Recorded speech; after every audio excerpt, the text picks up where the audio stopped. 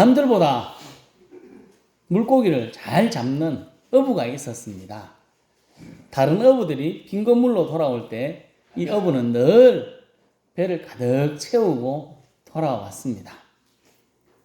이 사람을 들어서 낚시의 달인이라고 사람들이 불렀습니다. 이 어부의 명성이 점점 높아지면서 여기저기서 배우러 오는 사람들이 많이 나타났습니다. 이 어부는 고기 잡을 시간도 없이 이제 낚시의 기술을 가르쳐 주다가 시간을 보내기 시작했습니다.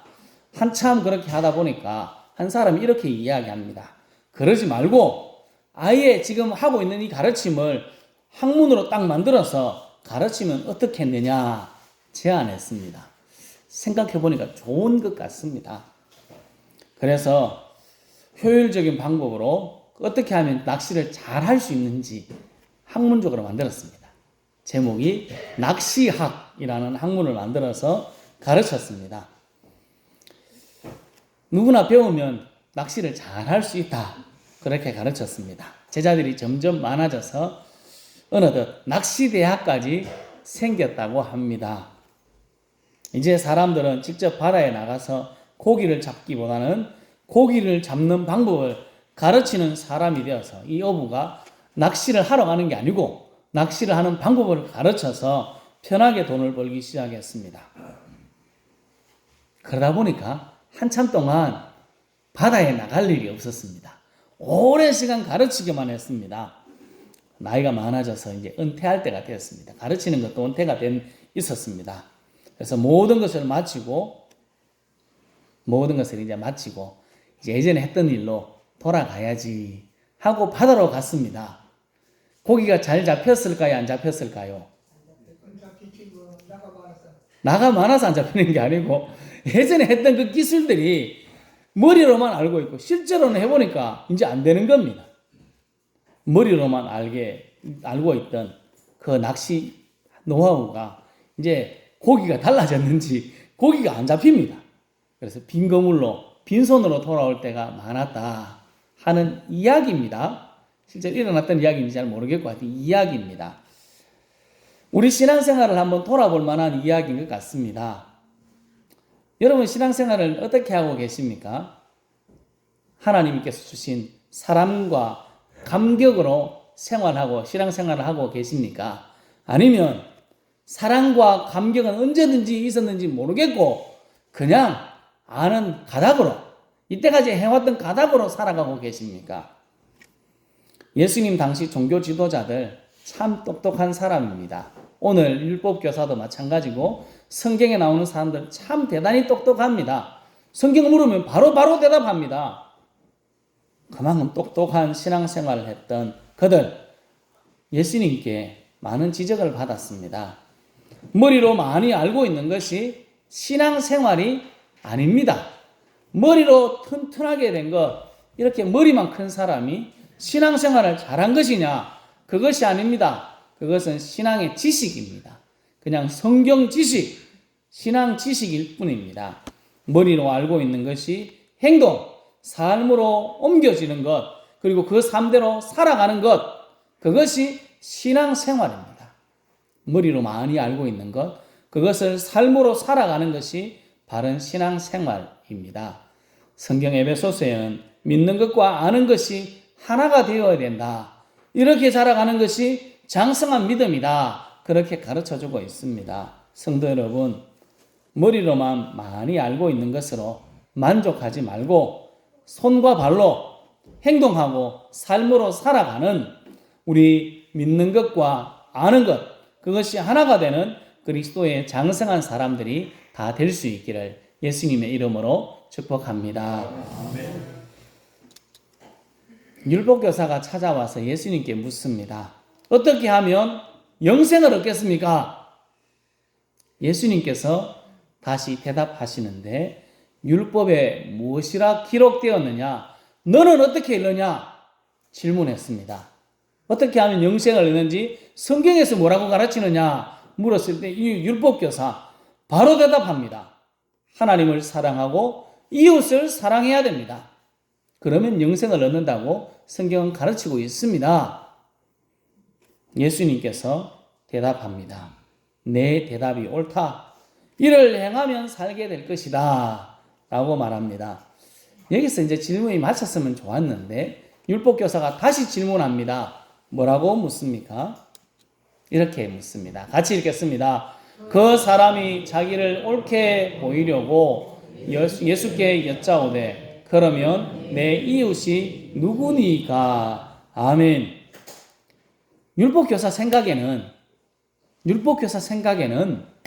하나님, 예수님께서 하나님을 사랑하고 이웃을 사랑하라고 했는데 이 말을 자기가 하고 있는 것처럼 느껴졌을 것 같습니다.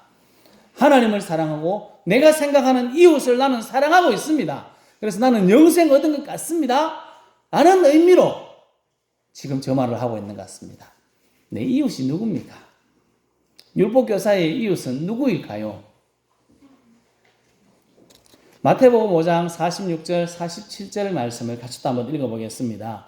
너희가 너희를 사랑하는 자를 사랑하면 무슨 상이 있으리요? 세리도 이같이 아니하느냐? 또 너희가 너희 형제에게만 무난하면 남보다 더 하는 것이 무엇이냐? 이방인들도 이같이 아니하느냐? 아멘. 이 말씀에서 당시 유대인들 그리고 특별히 율법교사들이 가졌던 이웃의 생각을 볼 수 있을 것 같습니다. 율법교사의 이웃은 누굴까요? 그가 생각하는 이웃은 자신을 사랑하는 사람, 나를 사랑해주는 사람, 내 이웃, 내게 잘해주는 사람, 내 생각과 같은 사람, 이 사람이 이웃입니다. 그러니까 그 사람 사랑하는 거는 쉽습니다. 내하고 생각이 똑같으니까 사랑하는 것 당연한 것 아니겠습니까? 내게 뭐 나쁘게 하는 사람이 아니고 잘해주는 사람 사랑하는 건 그거는 누구나 다 할 수 있는데 율법교사가 생각하는 이웃은 거기까지였습니다. 여러분의 이웃은 누구입니까? 우리의 이웃도 비슷하지 않습니까? 우리가 생각하는 이웃, 내가 관심 가지는 옆 사람은 누굽니까? 나와 상관이 있고 내 생각과 비슷하고 나에게 도움을 주고 나에게 잘해주는 사람, 그 사람이 이웃 아닙니까? 나를 힘들게 하면 원수라고 이야기하지는 않습니다. 그렇지만 그 사람을 내 이웃이라고는 하지 않습니다. 그 사람에게 뭘 갖다 주라고 하면 나는 싫은데, 그 사람 꼴보기도 싫은데, 이건 내 이웃이 아니기 때문에 그렇습니다. 나를 힘들게 하면 이웃이 아니라 원수는 아니지만 이웃도 아닙니다. 내게 잘해주는 사람만이 이웃입니까? 이것이 우리들이 생각하는 이웃 아니겠습니까? 율법교사의 생각입니다. 잘해주는 사람, 나와 생각이 같은 사람, 내가 사랑하는 사람, 내 형제, 이들이 이웃이었습니다. 성경은 이웃을 사랑하라고 하니까 그런 이웃 사랑할 수 있습니다. 조금 저 성경에 나오듯이 그거 다 할 수 있습니다. 유대인들이 생각하는 나쁜 놈, 세리들도 그렇게 합니다. 이방인들도 그렇게 한다고 이야기합니다. 모든 사람이 그렇게 살아갈 수 있습니다.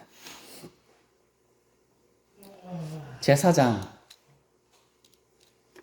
레위인, 죽어가는 사람을 보고 피하여 간 이유가 뭘까요? 오늘 말씀으로 보면 그들은 그 죽어가는 사람이 내 이웃이라고 생각하지 않았기 때문에 그렇습니다.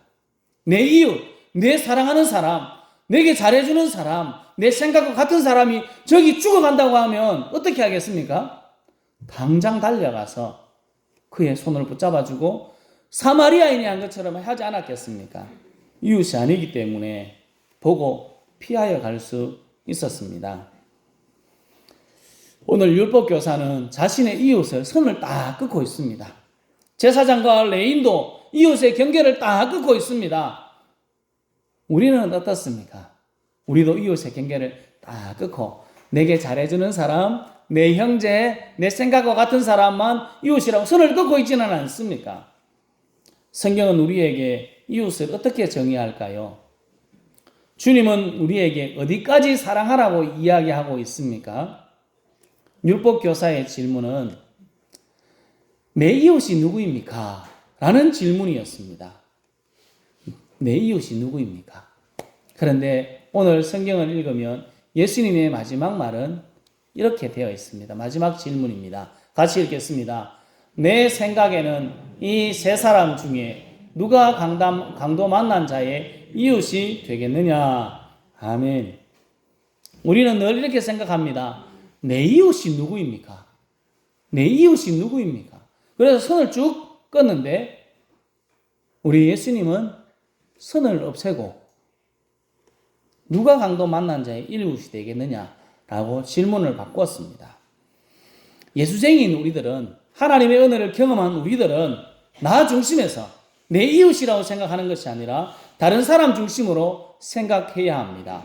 이웃을 내 자신같이, 나 자신같이 사랑하라 하는 말씀은 내 중심에서 이웃을 생각하고 사랑하라는 말씀이 아닙니다.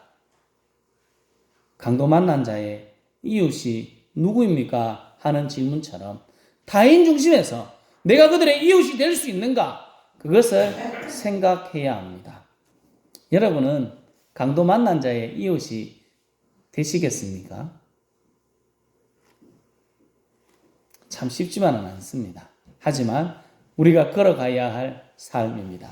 성도 여러분, 우리의 질문, 우리의 생각을 좀 바꾸고 나 중심에서 다른 사람 중심으로 생각하고 강도 만난 자의 이웃이 되어 그들을 불쌍히 여기고 사랑하고 섬기는 우리 모두가 될 수 있기를 예수님의 이름으로 축복합니다. 아멘.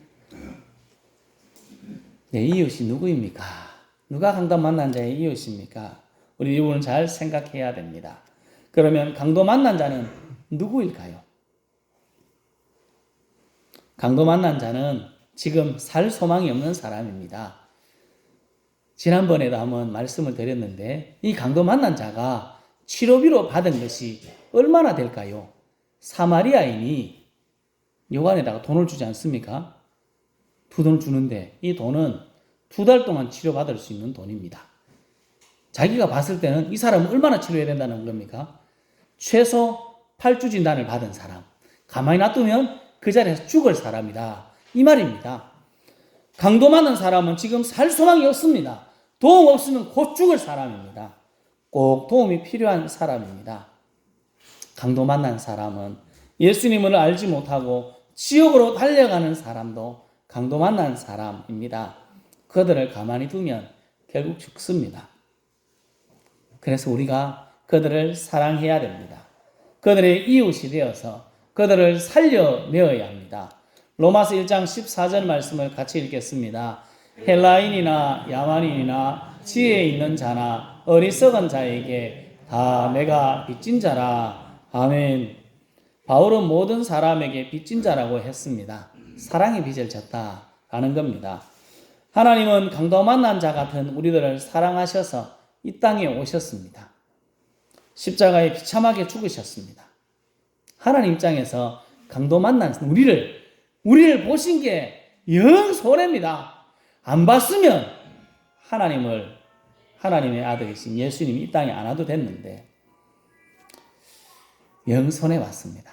그 은혜로 우리가 살리심을 받았습니다. 살아난 우리가 해야 될 일이 뭘까요? 강도 만난 자 같은 우리를 사랑하신 하나님의 사랑으로 우리도 그들에게 가는 것입니다. 우리의 이웃에게 찾아가는 것입니다. 살아난 우리가 해야 될 일은 당연히 우리 옆에 있는 이웃을 사랑하는 것입니다. 강도 만난 자를 만나면 우리도 손해입니다. 하나님이 우리를 만난 게 손해인 것처럼 우리도 강도 만난 자를 만나면 손해입니다. 우리가 더 많이 섬기려고 하면 힘이 드니까 손해지만, 그러나 당연하게 해야 될 일이 강도 만난 자를 섬기고 사랑하는 것입니다.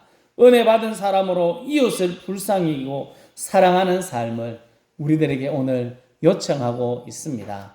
마태복음 18장 33절에는 이렇게 말씀합니다. 내가 너를 불쌍히 여김같이 너도 내 동료를 불쌍히 여김이 마땅하지 아니하냐. 우리들에게 요청하고 있는 것입니다. 내가 생각하는 이웃이 아니라 하나님이 생각하는 이웃, 어려움을 당한 그 사람에게 가서 사랑하고 섬기는 것이 마땅하다 말씀합니다. 우리의 이웃은 모든 사람입니다. 원수같이 생각되는 사람도 우리의 이웃입니다. 내가 뭘 갖다 주기 싫은 사람 있지 않습니까? 아, 진짜 꼴보기 싫은 사람, 그 사람도 우리의 이웃입니다. 우리 주위에 있는 모두를 내 이웃이라 우리 주님은 지금 말씀하고 있습니다. 그리고 그들에게 가서 그들을 사랑하라. 그것이 마땅한 것이다. 성경은 가르쳐 줍니다.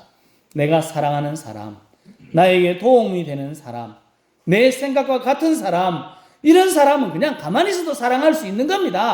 우리 굳이 그런 말 안 해도 되지 않습니까? 이웃을 사랑하라는데 뭐 그거 생각할 거 있습니까? 그 생각을 뛰어넘어서 우리 주위에 있는 모든 사람이 우리의 이웃이라. 내게 힘들게 하는 사람도 이웃, 나를 괴롭히는 사람도 이웃, 그 모두를 주님께서는 사랑하라. 내 이웃을 내 몸과 같이 사랑하라. 주님은 말씀하고 있습니다. 우리 주위에 있는 모든 사람들, 내 이웃들을 사랑하고 우리들은 섬겨야 합니다. 이유는 간단합니다. 저기 말씀처럼 내가 불쌍히 여김을 받았고 내가 하나님의 사랑을 받았기 때문에 그 사랑으로 가서 사랑하는 것이, 불쌍히 여기는 것이 마땅하다 말씀하고 있습니다. 사마리아인에게 표현되었던 이 불쌍히 여긴다 하는 단어는 거의 대부분 예수님이 우리를 불쌍히 여기실 때, 사람들을 불쌍히 여기실 때 사용되는 단어입니다. 사랑하라 하는 단어로도 바꿔도 뭐 별 문제가 없을 것 같습니다. 아가페의 사랑으로 사랑하라.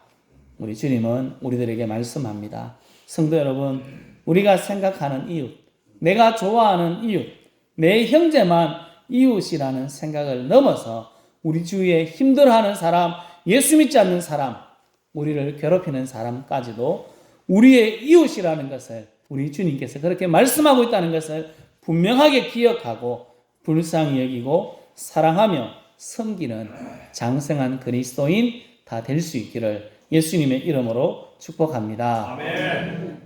내 이웃이 누구입니까? 율법교사는 예수님께 물었습니다. 이 질문에 예수님은 누가 강도 만난 자의 이웃이냐라고 질문을 바꾸었습니다. 우리의 이웃에 대한 생각을 바꿔야 합니다. 내 생각, 내 뜻과 달라도 나에게 동참하지 않아도 그 사람도 우리의 이웃입니다. 예수님께 받은 사랑으로 우리 이웃, 그들을 불쌍히 여기고 돌보고 섬기는 것이 마땅합니다.